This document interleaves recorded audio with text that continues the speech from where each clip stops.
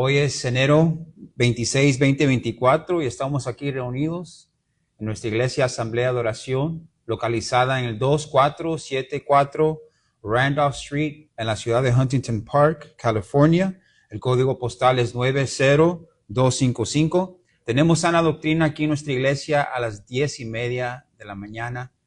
Tenemos nuestros servicios generales a las 11:04 de la tarde. Estamos aquí reunidos en nuestro servicio de las 4 de la tarde. Estamos agradecidos con el Señor que podemos estar aquí y los esperamos para que vengan un día aquí a alabar al Señor junto con nosotros. Y la semana pasada vimos en Hechos capítulo 5 que Dios demostró que Él estaba muy presente con la iglesia. Cuando por medio del apóstol Pedro juzgó y castigó la pareja Ananías y Zafira. Como sabemos, su grave pecado fue mentirle al Espíritu Santo. Ahí en el capítulo 5, versículo 4 dice, no le has mentido a los hombres, sino a Dios. En ese castigo instantáneo, severo y público, el Señor demuestra su interés en la santidad de su iglesia. También estudiamos ahí en Hechos 5, 12 al 16, donde vimos que Dios estaba muy presente con su iglesia por medio de las señales y prodigios que hacían los apóstoles. Ahí miramos el versículo 12, donde dice la palabra en el capítulo 5 de Hechos. Y por la mano de los apóstoles se hacían muchas señales y prodigios en el pueblo. Y estaban todos unánimes en el pórtico de Salomón. Vemos que la mano de Dios, la potestad de Dios, está con la iglesia, porque muchos fueron sanados a través de las manos de los apóstoles. Y también algo muy importante que muchas veces se ve por alto, es la señal que Dios está con su iglesia, es la unidad y la comunión entre los hermanos.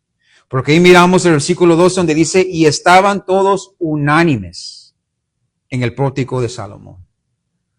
Bastantes veces se nos olvidamos de que la mano de Dios, la presencia de Dios se puede ver en la unidad de la iglesia. Cuando hay armonía entre los hermanos. Ahí está la presencia del Señor. Y cuando miramos que estos hermanos estaban unánimes y estaban ahí en el pórtico de Salomón, nos comprueba de que los primeros cristianos eran judíos. Nunca se nos olvide de eso, mis hermanos, que no eran latinos, no eran hispanos, eran judíos. Y estos judíos seguían asistiendo a la iglesia, al templo se puede decir. Ellos asistían fielmente al templo. Ahí se reunían en ese lugar que se llamaba el pórtico de Salomón. Y habían sido advertidos de no predicar en el nombre de Jesús. Pero eso no los paró de ir al templo con su pueblo, porque ellos eran judíos. Y la gente estaba entusiasmada. Aunque no sabían mucha doctrina sobre este Cristo, sabían que Dios obraba a través de este grupo, los apóstoles. Porque mire ahí en Hechos 5, 15, 16, ahí dice, tanto que sacaban, dice Hechos 5, 15 al 16, tanto que sacaban los enfermos a las calles y los ponían en camas y lechos para que al pasar Pedro, a lo menos su sombra cayese sobre alguno de ellos. Y aún de las ciudades vecinas, muchos venían a Jerusalén, trayendo enfermos y atormentados de espíritus inmundos, y todos eran sanados. Aquí no nos dice que estaban predicando o de que estaban enseñando, sino que la gente que era traída cerca de los apóstoles eran sanados. Dios sigue sanando. Dios sigue sanando hasta el día de hoy. Dios no es limitado. Pero aquí está registrado que Dios sanaba a la gente por medio de estos apóstoles, comprobando una vez más que Él estaba ahí en medio con su pueblo. Amén. Y les repito, mis hermanos, que el Señor sigue sanando hasta el día de hoy. Y lo hace por medio de nuestras oraciones, lo hace por medio de la fe. Y a la vez, hermanos, debemos de saber y estar muy atentos de que en veces el Señor, Él trata con cierta alma por medio de la enfermedad. En veces estas cosas no las entendemos, pero Dios, cuando miramos una enfermedad sobre una alma, sabemos de que todos los enfermamos, todos los morimos, pero hay ciertas enfermedades que vienen sobre una persona donde Dios está obrando a través de esa enfermedad. Y nosotros nos queda nomás orar por esa alma y pedirle al Señor que nos demuestre la lección por medio de esa enfermedad. Que el Señor está obrando en esa alma, en esa cierta forma. ¿Verdad? Porque nosotros pensamos que Dios solo obra en las bendiciones. Y no es así, hermanos. El Señor obra hasta por medio de las enfermedades que vienen a nuestras vidas. Para demostrarnos nuestra debilidad. Nuestra dependencia de este Dios todopoderoso. Que nada es imposible para Él. Nos queda a nosotros confiar en Dios y orar con fe. Como miramos en Hebreos 11:6, cuando nos habla de acercarnos a Dios con esa fe. Hebreos 11:6 dice, pero sin fe es imposible agradar a Dios, porque es necesario que el que se acerca a Dios crea que le hay y que es galardonador de los que le buscan. Cuando usted esté en su cama, no es tiempo de enojarse con Dios, es tiempo de buscarle. Con esa fe.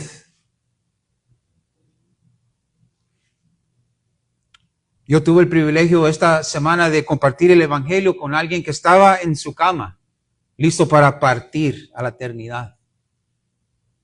Y fue un privilegio para mí, pero yo me imagino de que fue un privilegio para este hombre, a esta alma, que tuvo esa oportunidad de oír el Evangelio antes de partir a la eternidad. De que la palabra de Dios, él pudo escuchar el llamado del arrepentimiento y la fe en Cristo Jesús. Y eso es una bendición, hermanos. Aunque uno puede decir, ¿cómo puede ser una bendición? Si este hombre está ahí listo para morir. Pero la bendición es de que él tuvo esa oportunidad de arrepentirse y creer en el Evangelio. Mi fe y mi esperanza es de que Dios lo aceptó. Pero eso es algo entre esa alma y Dios. Pero también estaba practicando con pastor y él me recordó de que lo que él había compartido con nosotros, de que en los tiempos pasados no había medicina. No había medicina. Y el dolor era tan fuerte que la gente no podía clamar a Dios. Porque el dolor era tan intenso. Y nos queda a nosotros, amados, de estar tan agradecidos con la medicina que Dios ha proveído para nosotros, para calmar el dolor. Imagínense calmado, sin dolor, estar en la cama y todavía enojado con Dios. Reclamándole a Dios, pues es tu culpa que estoy aquí echado en esta cama. Así es el hombre malvado, impío.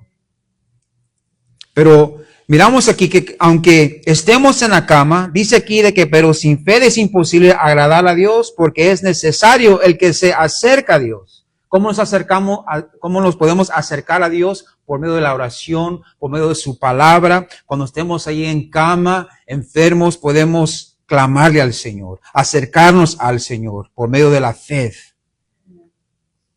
Y esto es lo que vimos la semana pasada, de que Dios estaba obrando por medio de estos apóstoles, sanando a la gente que estaba alrededor ahí, como una señal que Dios estaba con su pueblo.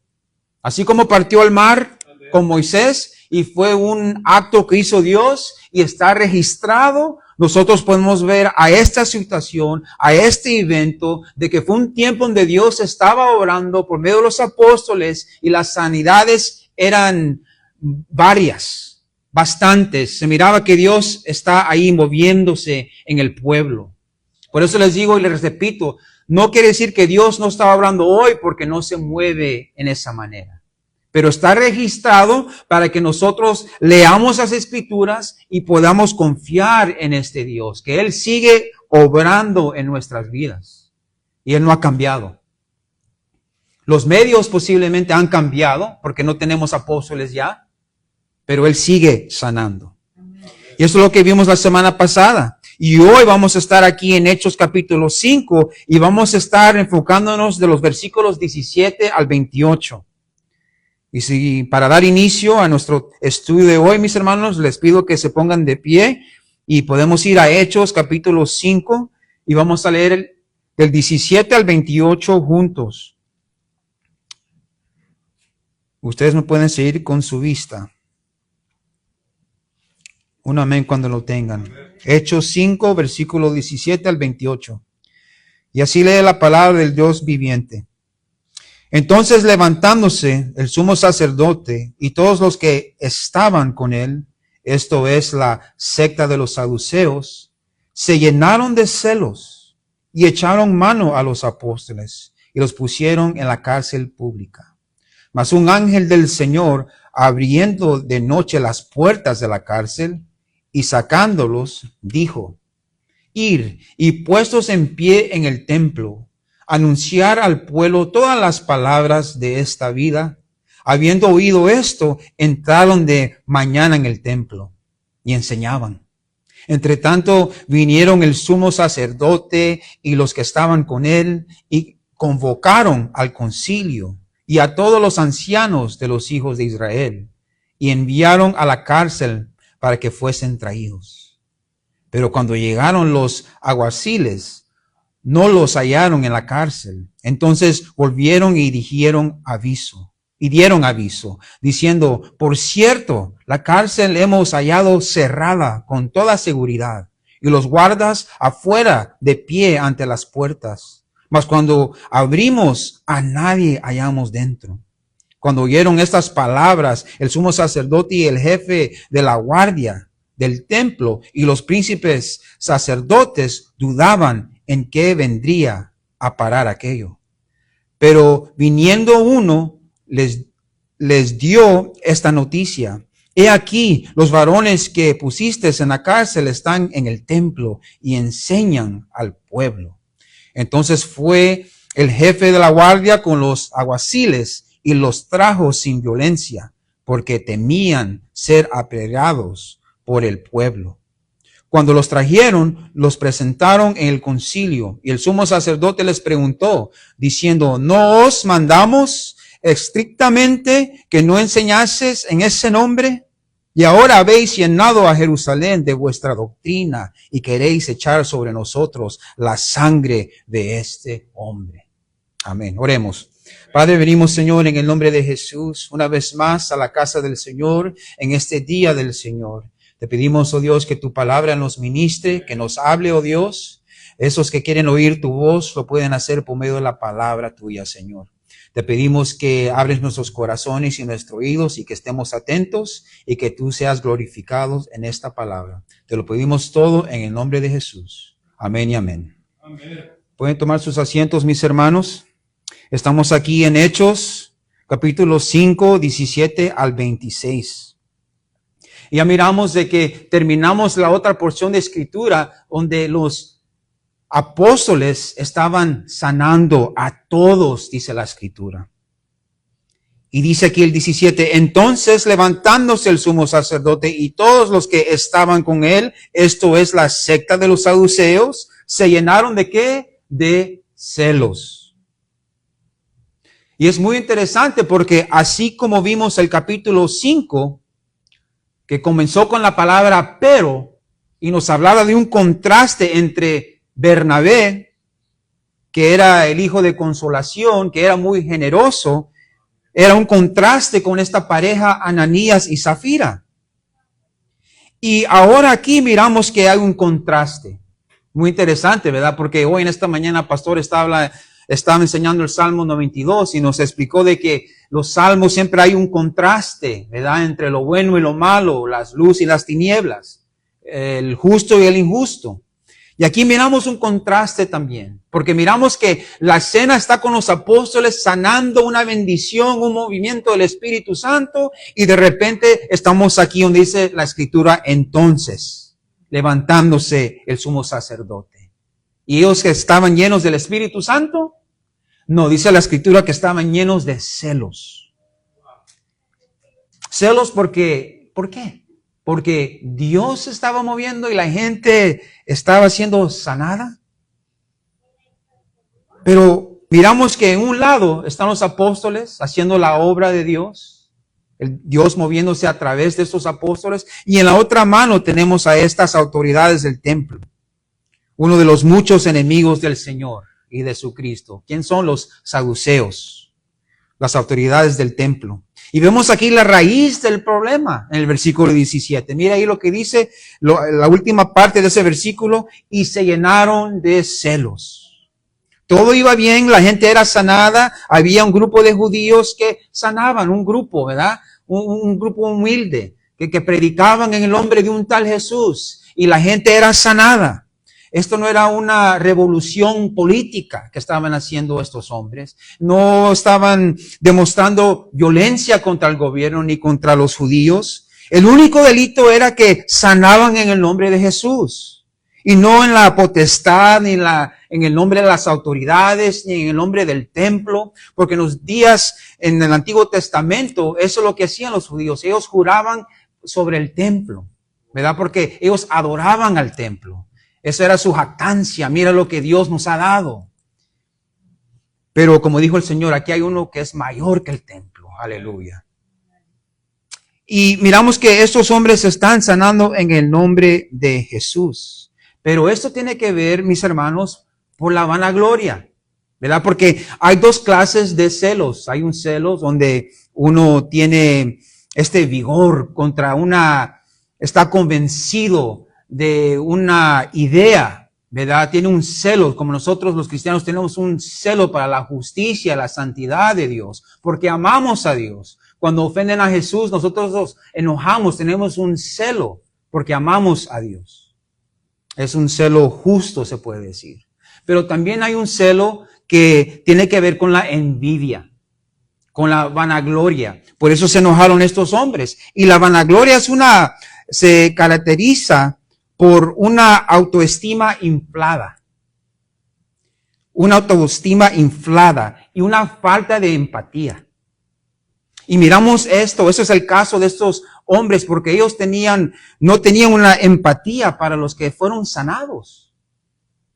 Si nosotros miramos un milagro así, mis hermanos, lo primero es de darle gloria a Dios, de que el Señor está obrando en la vida de esta alma, y que lo sanó de la enfermedad, del dolor. Pero estos hombres no tenían esa empatía. Por eso aquí la palabra nos dice que ellos estaban llenos de celos, porque tenían esa falta de empatía. ¿Y por qué? Pues porque el pueblo los hizo a un lado. Y ahora la atención los tenían los apóstoles, no estos líderes, no estas autoridades. Y por eso ese celo creció en ellos. Y los celos también podemos ver en las Escrituras que es un pecado. ¿Qué pasó con Saúl? ¿Verdad? Con David, él tuvo celos de David, porque las mujeres estaban cantando y danzando y diciendo de que Saúl había matado a 1000, pero ¿verdad? Que David mató a 10,000. Y Saúl oyó eso, ¿y qué pasó? Le entró ese espíritu de envidia, de celos. Y también Proverbios nos habla de la envidia del hombre, los celos. Proverbios 6:34 dice, porque los celos son el furor del hombre, y no perdonará en el día de la venganza. Dice Proverbios 6:34. También aquí tenemos una ley, la ley de pasión. ¿Verdad? Si un hombre encuentra a su mujer con otro hombre, ¿verdad? Es un crimen de pasión, un homicidio de pasión se dice, porque el hombre no se pudo controlar, estaba tan lleno de ira y de celos de que mató a ese tal hombre. Y sí, hay una medida se puede decir, no quiero decir excusa, pero se trata el caso diferente. Y eso lo podemos comprobar aquí. Y no perdonará Cuando esos celos entran a un hombre, no perdonará en el día de la venganza. Por eso debemos de orar. Por eso la Escritura nos dice que guardemos nuestro corazón con toda diligencia, para que no nos entre unos celos o envidia. Debemos de guardar nuestro corazón de eso. Porque miramos aquí, ¿qué pasó? Esto, por medio de los celos, esto dio inicio a la persecución de los. El Señor fue perseguido también por los celos. Acuérdense que toda la multitud comenzó a seguir al Señor, aunque fue por los milagros, sabemos. Hasta el Señor les dijo, ustedes vienen no por mí, si vienen por el pan que recibieron. Pero miramos que los que estaban de afuera viendo, miraron, wow, ¿qué tiene este hombre? Oh, mira cómo predica. Oh, mira, él está sanando. ¿Y qué es lo que pasa? Cuando nos enfocamos al hombre, nos olvidamos que Dios es el que está obrando por medio del hombre. Siempre hay que tener eso en mente. No importa a usted quien mire que esté atrás del púlpito. Dios es el que capacita. Dios es el que da el don. Dios es el que da el llamado. Y a Él se le tiene que dar toda la honra y la gloria. Pero acuérdense que, como les digo, los fariseos también tenían celos contra el Señor porque Él sanaba al pueblo también. Y miramos que los apóstoles también estaban sanando a la gente y miramos que los saduceos tenían celos contra ellos. ¿Qué hizo el Señor cuando encontró a esa mujer adúltera? La perdonó. ¿Y qué hicieron los fariseos? Ellos la trajeron para que el Señor la juzgara, para que la mataran ahí. También dicen los comentaristas, y cuando miramos esa historia, de que hasta la acusación era falsa. Pero miramos que el Señor le demuestra que misericordia.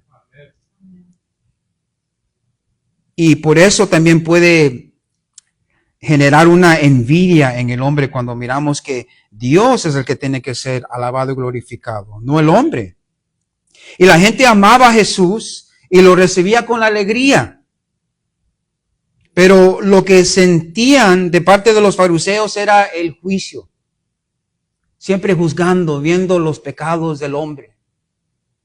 Yo le digo al Señor, Señor, perdóname, porque en veces yo solo estoy buscando el fruto.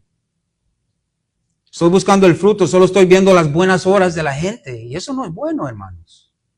Debemos de acordarnos que todos somos pecadores salvos por gracia. Porque a nosotros no nos gusta que vengan inspectar a nuestra fruta. Porque ¿cómo nos sentimos? Que estamos siendo juzgados. Que nos están apuntando. Pero miramos que el Señor, por eso la gente se acercaba a Él. Él comía con los pecadores. Es la verdad. La gente lo usa como una excusa para seguir en su pecado.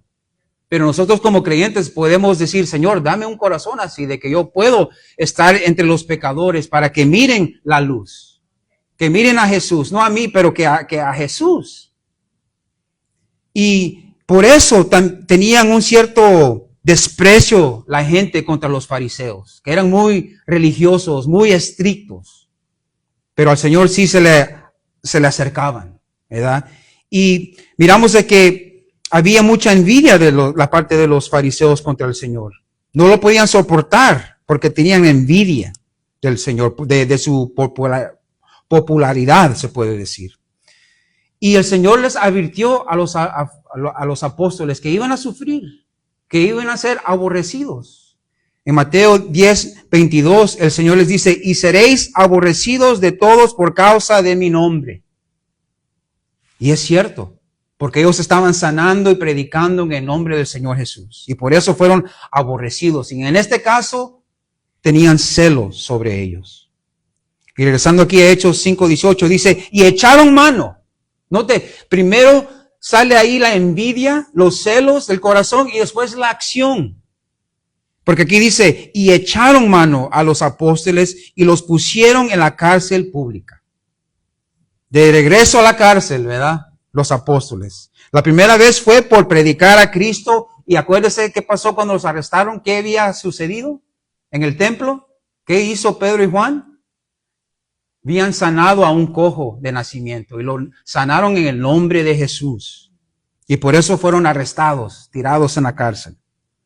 Y esta vez no fueron arrojados en la cárcel, se puede decir, atrás, porque había un lugar donde pusieron a Pedro y Juan, que era una celda, pero era atrás, algo privada, aislada, se puede decir. Pero aquí dice la escritura que estaban en la cárcel pública, todavía ahí en el templo, pero ahí donde toda la gente lo podían ver. Querían que esos hombres, que el pueblo los miraba como si fueran criminales, ¿verdad? Todo es por la perspectiva, ¿verdad? Y querían de que la gente los miraran como si ellos habían cometido un crimen. Querían manchar su imagen, se puede decir. Entonces están en la cárcel pública los apóstoles, donde todos pueden verlos. ¿Y qué pasa? El Señor tiene una manera de que cuando todos los ojos están ahí viendo, es donde el Señor obra y hace un milagro. Lo vimos en el día de Pentecostés. ¿Se acuerdan que todos los judíos estaban ahí reunidos? Es cuando comenzaron a hablar en lenguas, el evangelio. Y aquí, estos apóstoles están en la cárcel pública, y el versículo 19 dice, mas un ángel del Señor, abriendo de noche las puertas de la cárcel y sacándolos, dijo. El Señor, como siempre, cuidando de su iglesia, manda a un ángel al socorro de los apóstoles. Nuestra hermana Minga, cuando nos dirigió aquí en nuestros cantos, ella nos dijo, hay que llevarnos una palabra, ¿verdad? La palabra que yo oro que ustedes se lleven en su corazón es de que lo que nos dice el Salmo 34 y el 7. El ángel de Jehová acampa alrededor de los que le temen y los defiende. Salmos 34, 7. Y miramos que esos apóstoles, no sabemos si ellos estaban orando, oh Señor, sácanos de esta cárcel. O quizás ellos se dieron de vencidas, no sabemos. No nos dice la escritura. Yo imagino que estaban orando. Porque el ejemplo que nos ha dejado la iglesia primitiva es de orar, clamar al Señor. Y miramos que el Señor oyó sus oraciones. Porque el ángel, un ángel del Señor, abriendo de noche las puertas de la cárcel y sacándolos, dijo. Acuérdense, mis hermanos, que el juicio del Señor Jesús fue en la noche. Y era una costumbre, se puede decir, entre comillas, una ley, de que los juicios no se hacían en la noche.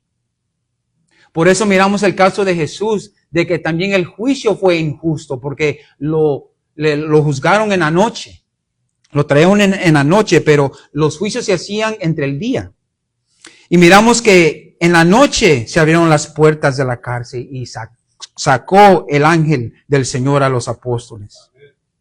Y como les digo, el Señor siempre está obrando y el Señor, dice aquí la palabra, el ángel de Jehová acampa alrededor de los que le temen y los defiende.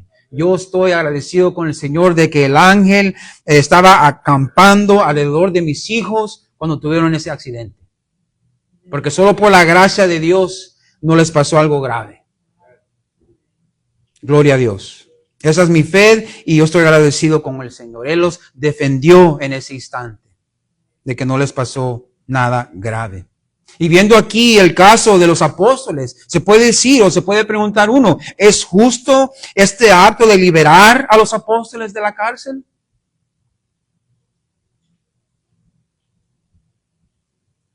¿Es justo este acto? Pues, ¿qué crimen cometieron los apóstoles? ¿Cuál ley contra Dios quebraron?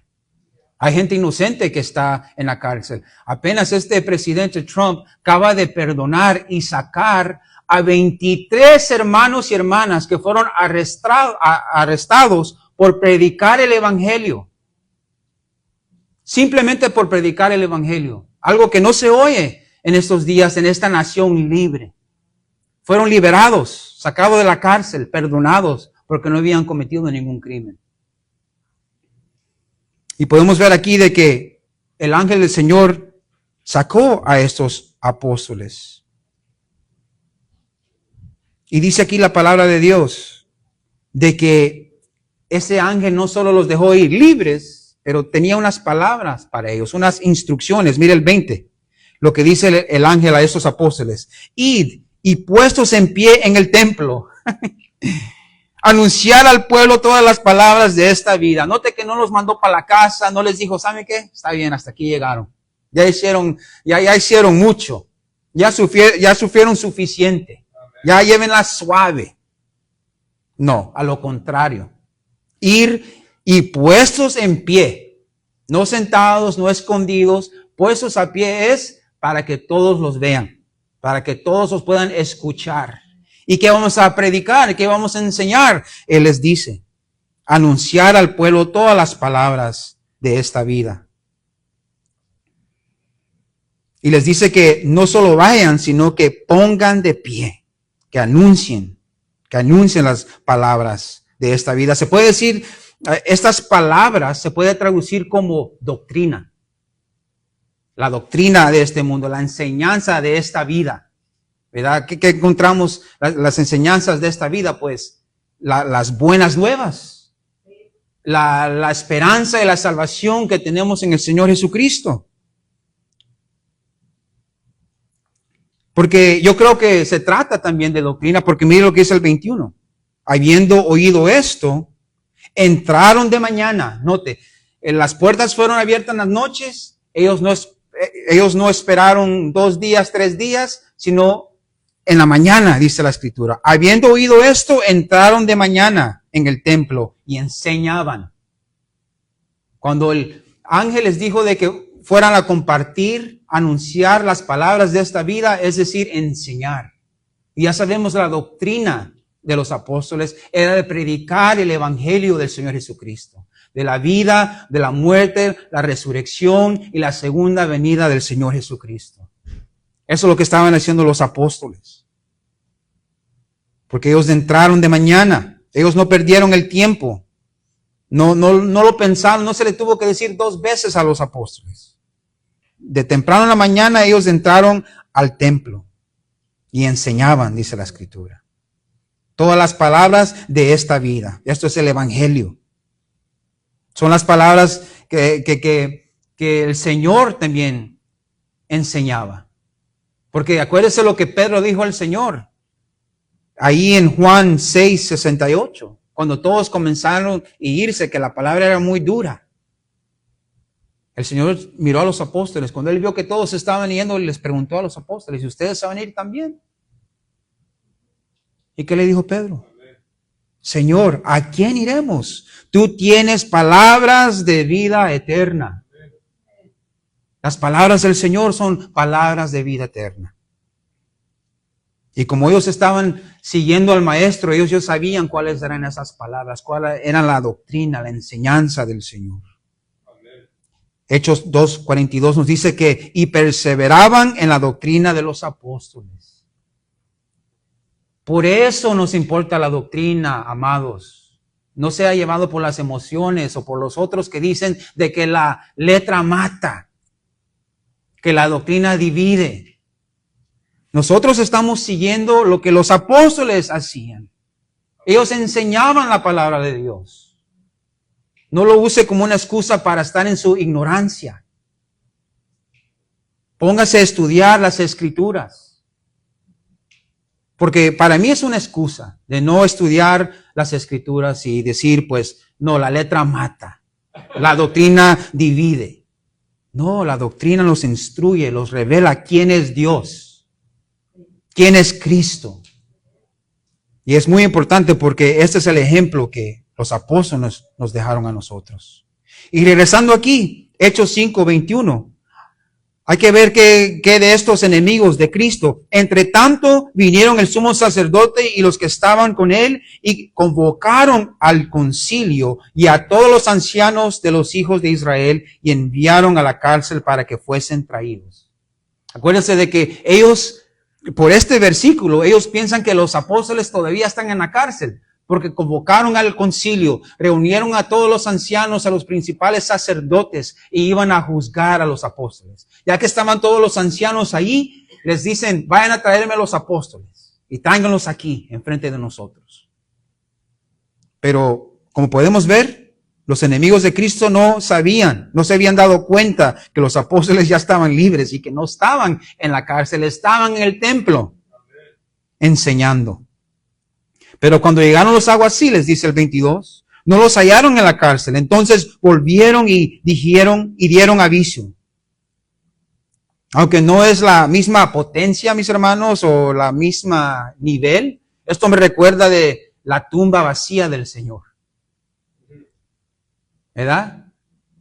Porque cuando los hombres, ¿verdad? Las autoridades pensaban de que se habían salido con las suyas, que habían matado al Cristo, el Señor resucitó y la tumba estaba vacía. Y miramos lo mismo aquí, que Dios está orando por medio de estos apóstoles y estas autoridades pensando que ya tenían a estos hombres, ¿verdad? En las cárceles, que ya no iban a poder predicar. El Señor le demuestra al hombre que Él tiene todo el control. Él tiene la última palabra. Esta es una historia como Daniel, que fue salvado, ¿verdad? ¿Cómo es la palabra? De los leones. Sí. Los fosos de los leones. Lo miramos aquí en el Nuevo Testamento, de que el Señor salva a los suyos. Sabemos que siempre no es el caso, ¿verdad? Miramos el caso de José en el Antiguo Testamento. Él sufrió en la cárcel un buen tiempo. Hay bastantes hermanos que han dado su vida, que el Señor así lo permitió. Pero en este caso miramos que Dios obró y sacó a los apóstoles de la cárcel. Y encuentran la celda de la cárcel donde estaban los apóstoles vacía. Volvieron y dijeron aviso. Tuvieron que ir a las autoridades y decirles que los apóstoles se habían escapado de la cárcel. Entonces llegan a las autoridades, en el 23, diciendo, por cierto, la cárcel hemos hallado cerrada con toda seguridad. Y los guardas afuera, en pie, ante las puertas. Mas cuando abrimos, a nadie hallamos dentro. Más intenso, más grande el milagro. ¿Por qué? Porque las puertas estaban aseguradas. Los guardas estaban ahí parados, no estaban dormidos, no estaba ahí vacío, no estaba descuidado, pero todo estaba en orden. Más grande este milagro que hizo Dios. Y como les digo, esta cárcel dice la palabra, que era una cárcel pública, donde más gente los podía ver. Pero ¿esto qué pasó? ¿Cuándo fue? En la noche, que fueron liberados. Y dice el versículo 24 aquí. Cuando oyeron estas palabras, el sumo sacerdote y el jefe de la guardia del templo y los principales sacerdotes dudaban en qué vendría a parar aquello. Lo vi en la otra traducción, la Biblia de las Américas. Lo dice un poquito más claro ahí. Ahí dice, muy perplejos a causa de ellos, pensando en qué terminaría aquello. En este punto, los líderes religiosos tenían que estar preguntándose con qué exactamente estaban tratando. Porque ya son demasiados estos milagros. Ya no se pueden explicar lo que está sucediendo aquí. Esto es algo sobrenatural. De que la gente está siendo sanada, que esos hombres son liberados de la cárcel, así nomás. El ángel del Señor no solo había liberado a los apóstoles, pero también le echó llave a la celda. Todo estaba en orden. Me imagino que quizás puso a dormir o les entró un sueño quizás a los guardias cuando esto pasó, no sé, pero fueron liberados. Y estaban todavía ahí el guardia, en la prisión. Las puertas estaban cerradas. Y lo único que se puede explicar es que fue un milagro que Dios liberó a estos hombres, a estos apóstoles. Pero viniendo uno les dio esta noticia. He aquí los varones que pusiste en la cárcel están en el templo y enseñan al pueblo.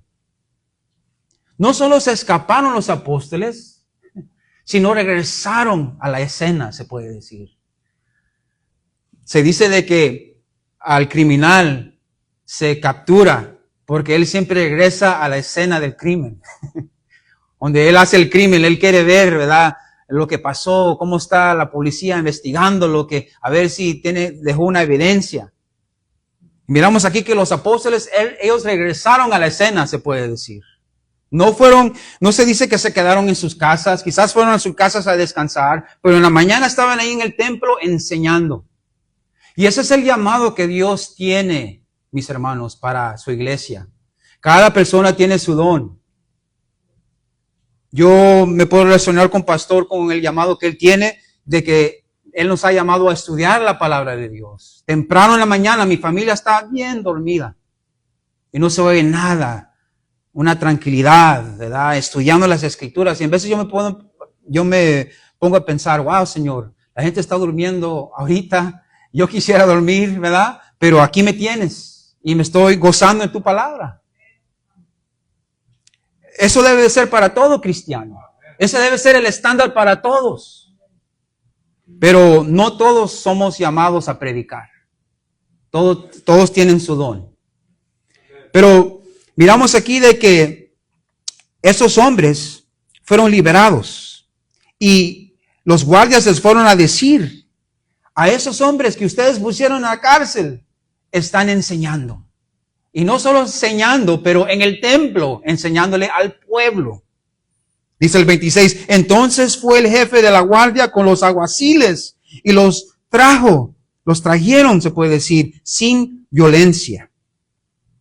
Quiere decir de que ellos están predicando y llegan estos hombres y los agarran enfrente del pueblo y los llevan. Y dice aquí, los trajo sin violencia porque temían ser apedreados por el pueblo.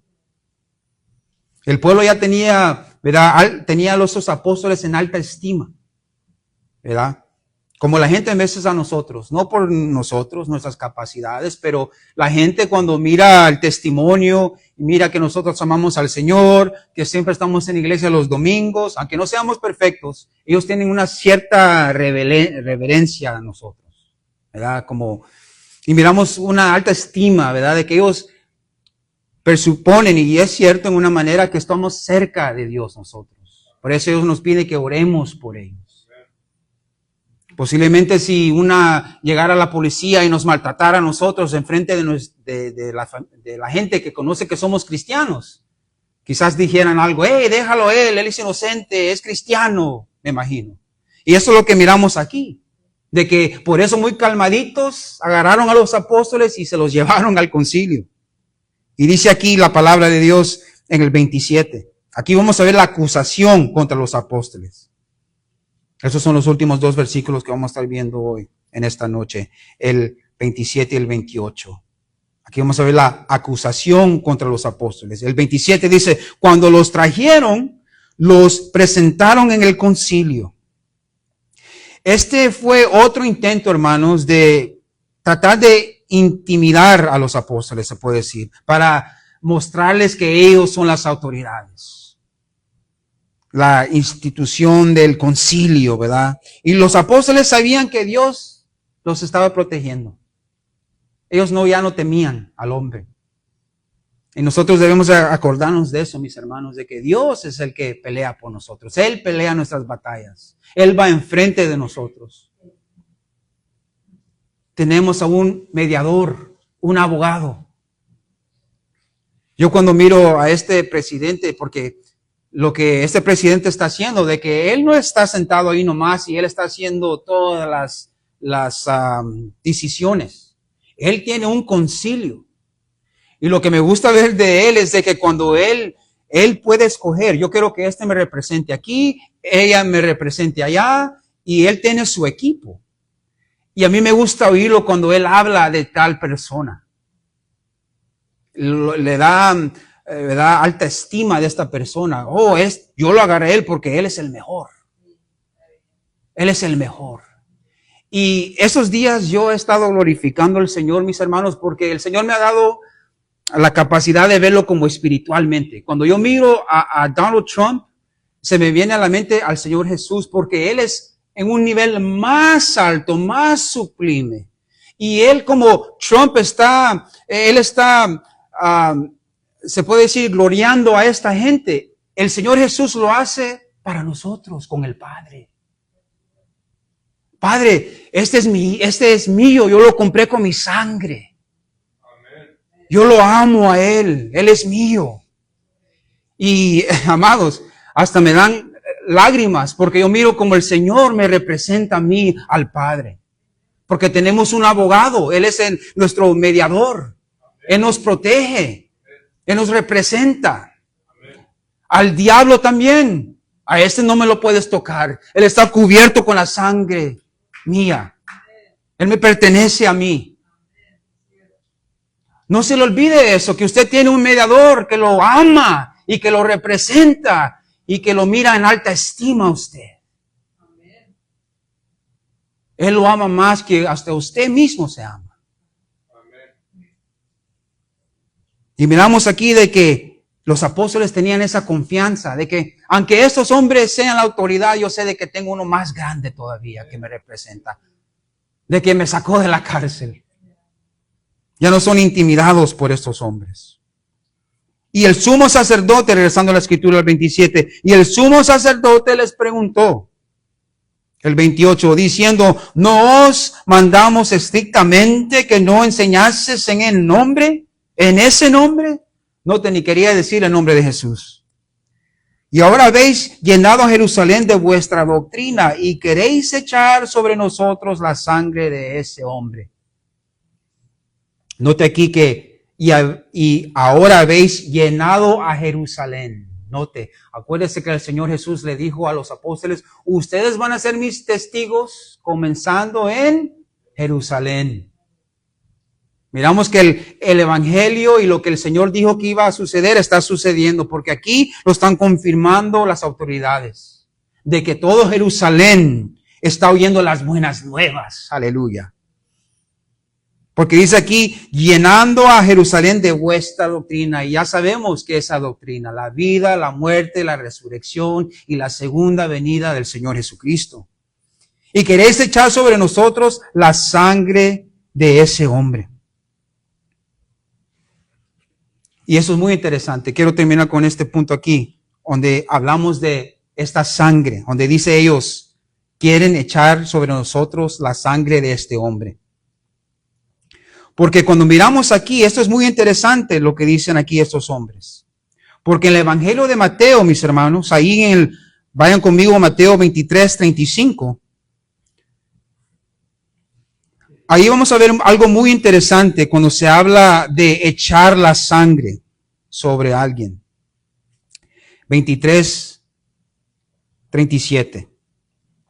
Porque en este caso miramos de que el Señor, ahí encontramos en Mateo 23 los ayes de Jesús contra los fariseos, les llama hipócritas. Y ahí en el 34 dice el Señor, por tanto he aquí que yo os envío profetas y sabios y escribas, y de ellos a unos mataráis y crucificaráis, y a otros azotaráis en vuestras sinagogas y perseguiréis de ciudad en ciudad. Note eso. Para que venga sobre vosotros toda la sangre justa que se ha derramado sobre la tierra, desde la sangre de Abel, el justo, hasta la sangre de Zacarías, hijo de Berequías, a quien mataste entre el templo y el altar. Note esa frase, para que venga sobre vosotros toda la sangre justa que se ha derramado sobre la tierra. En esta ocasión miramos que el Señor le está diciendo a estos fariseos de que el Señor está una profecía, se puede decir, de que Él iba a enviar a profetas. Y en esto se puede decir de que Jesús es Dios, porque miramos que en el Antiguo Testamento de que Dios mandaba a los profetas al pueblo. ¿Y qué hacían el pueblo? Los mataba. ¿Y qué hizo el Señor Jesús? Envió a sus apóstoles. ¿Y qué hicieron estos hombres? Los mataron. Pero note, para que venga sobre vosotros toda la sangre justa sobre vosotros. Y mire otra ocasión donde se habla de esto, el 27-25. Mateo 27-25, hablando de una sangre sobre ellos. 27-25. Aquí mira, la escena es de que el Señor está enfrente de Poncio Pilato y está enfrente del pueblo. Y están juzgando al Señor. ¿Y qué está diciendo toda la gente? Ahí mire el 22. Sea crucificado. Mire el 23. Sea crucificado. El 24. Viendo Pilato que nada alentaba, sino que se hacía más alboroto, tomó agua y se lavó las manos delante del pueblo, diciendo, inocente soy de la sangre de este justo, allá de vosotros.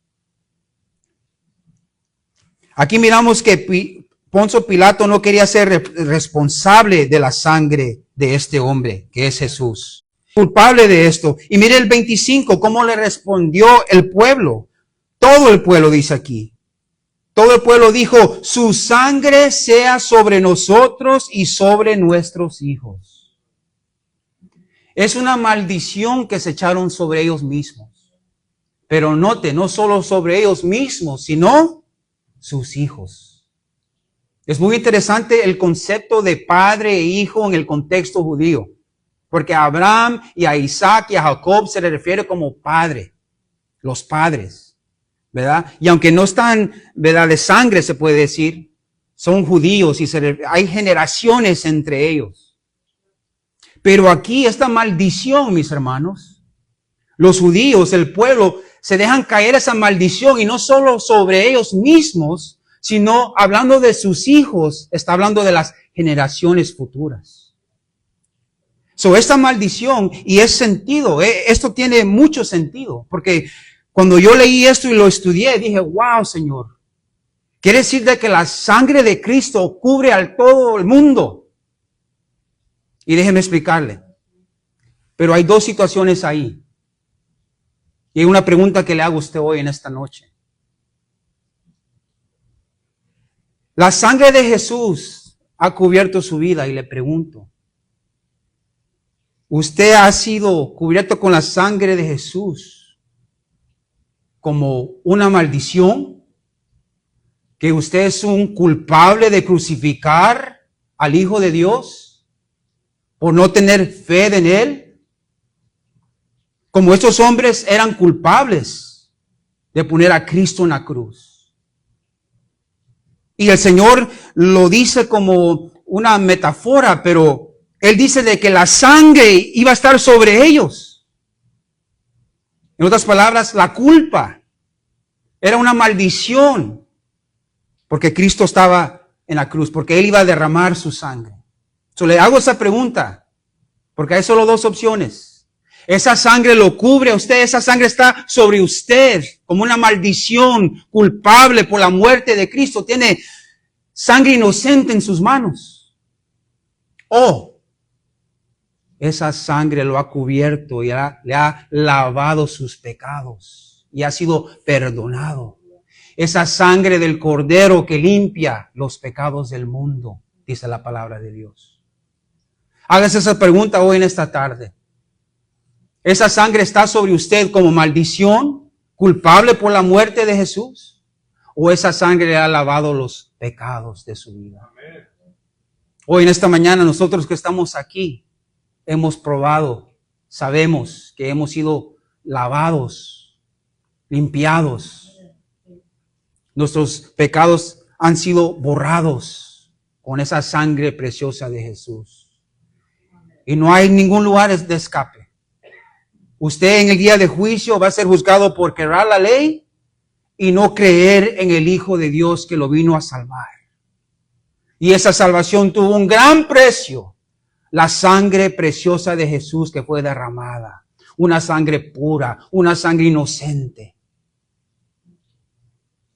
Y la pregunta ¿es lavado o es condenado con esa sangre? Nosotros sabemos que somos limpiados, somos lavados. Y esa sangre nos ha reconciliado con Dios. Amén. Y no hay condenación para los que están en Cristo Jesús. Hoy en esta tarde, ese es el llamado. Que te arrepientas y vengas y seas lavado con la sangre de Jesús. No va a ser un huacal de sangre, lo recibimos por fe. Esa sangre ya fue derramada una vez y es suficiente para limpiar los pecados de todo el mundo. Pero como vimos en la Escritura en Hebreos, sin la fe es imposible agradar a Dios. Y esa sangre solo la recibimos cuando venimos a Él por fe. Con eso concluimos hoy en esta tarde, mis hermanos. Y espero de que el Señor ha ministrado sus almas y que estemos agradecidos porque sabemos de que no los podemos comprar esa sangre. Esa sangre fue derramada para nosotros y la recibimos por gracia. Oremos. Padre, venimos, Señor, en el nombre de Jesús, dándote toda la honra y la gloria y las gracias, Padre, por esta tarde que podemos llegar a la casa del Señor. Sabemos que está lloviendo muy fuerte afuera, Señor. Sabemos de que las carreteras están mojadas. Sabemos que hay peligro allá afuera, Señor. Pero en este momento queremos darte toda la honra y la gloria y las gracias, Señor, de que somos perdonados, somos hijos tuyos por medio de tu Hijo amado, el Señor Jesucristo. Y que esa sangre nos ha limpiado, ha perdonado todos nuestros pecados, los pasados, presentes y futuros. Y no lo merecemos, Señor. Es todo por tu gracia. Oramos por nuestras familias, nuestras amistades, oh Dios, de que también, si te compadece a ti, Señor, que ellos sean limpios de todos sus pecados, perdonados de todas sus transgresiones contra ti, Señor. Tú eres bueno, tú eres santo, a ti sea toda la honra y la gloria hoy. Te pedimos, oh Dios, que nos lleves en bien, llévenos bendecidos, Señor, que hemos llegado a la casa hoy del Señor y que nos lleves bien a nuestras casas para descansar, para alabarte y despertar en la mañana, Señor, si te complace, para bendecir tu santo nombre. Te damos toda la honra y la gloria hoy y para siempre. Te lo pedimos todo en el nombre de tu Hijo amado, el Señor Jesucristo. Y el pueblo del Señor dice, amén. Amén. Que Dios les bendiga, mis hermanos.